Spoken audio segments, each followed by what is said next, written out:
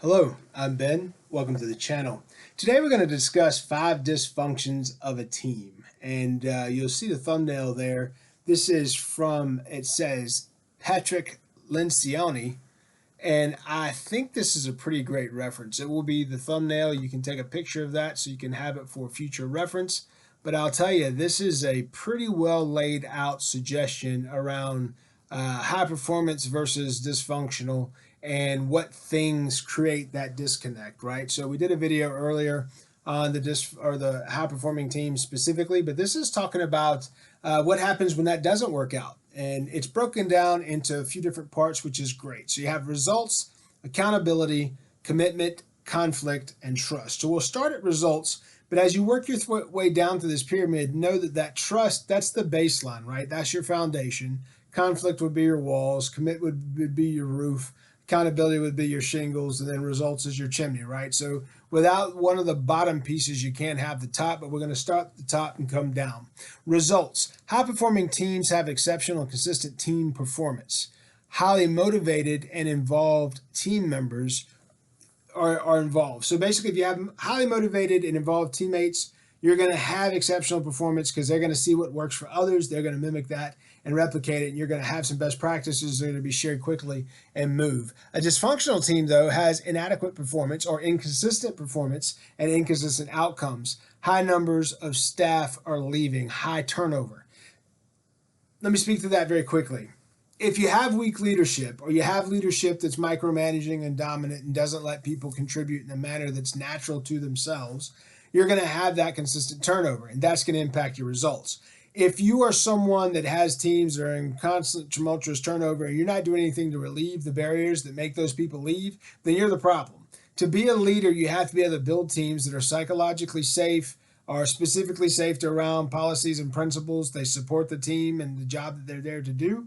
And the decisions that are made more by more participants than just one who's trying to micromanage from a distance. The boots on the ground matter most because they see what's there. And to have a highly motivated staff that's involved, you have to let them own that and come up with resolutions in a way that are policy effective and efficient. So that's how you dominate results. Next is accountability.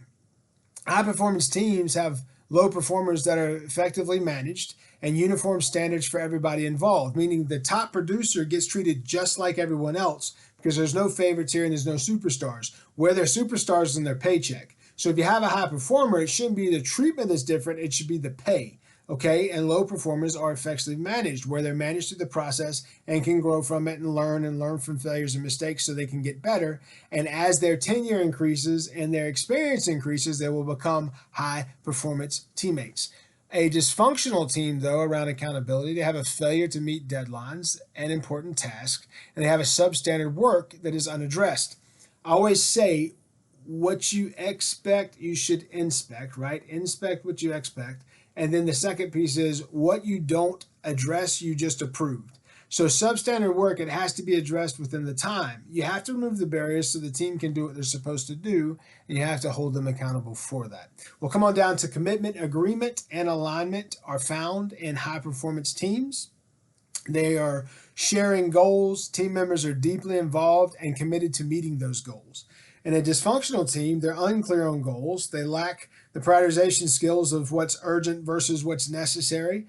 A lot of times there's a lot of noise around urgency. We've done other videos on that, and that can impact the performance and the results as well. Consistent re-evaluation of decisions.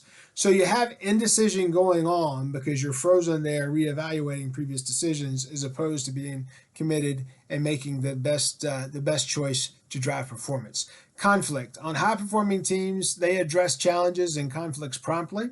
They seek contributions with minimal internal politics.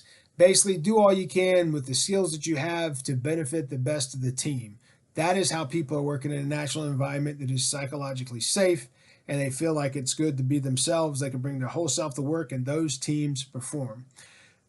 A poor performing team or a team that is dysfunctional in this conflict area would be circumventing around the issues. Basically, they're not addressing it, avoiding challenging discussions or behaviors, so they're not trying to correct the situation and improve and move on.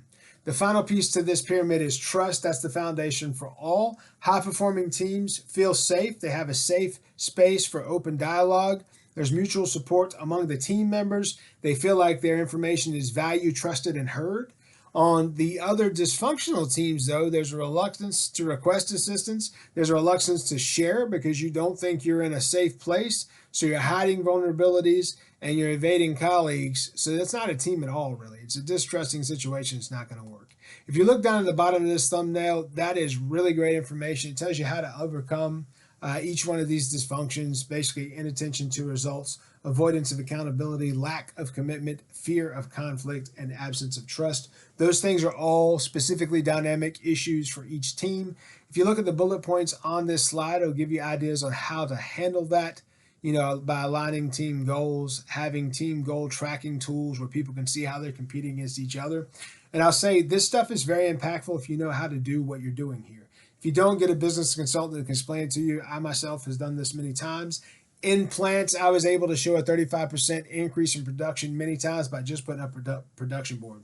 People are naturally competitive, and if they see how, from a quality standpoint and a production by the piece standpoint, they are falling behind their peers, they will naturally improve that when they see those numbers on the wall and see how they're measuring up. It's amazing how effective some of this stuff can be, and if you're a leader, this kind of stuff right here matters greatly. You need to be aware of what dysfunctions are present in the team, and you need to be able to do a specific root cause analysis, because you may have a leader in a place that is the problem, where the team feels unsafe and unappreciated. And if you fix that one problem, you may fix the rest. So you have to be able to address that, observe that, and make decisions accordingly. If you like content like this, please like, please subscribe, please share.